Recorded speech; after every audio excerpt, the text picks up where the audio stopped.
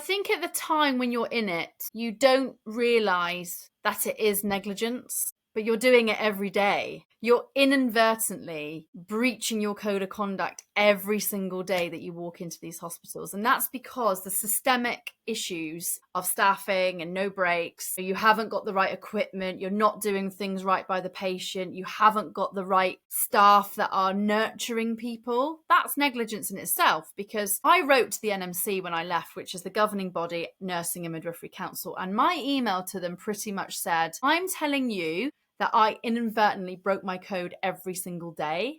They weren't even interested.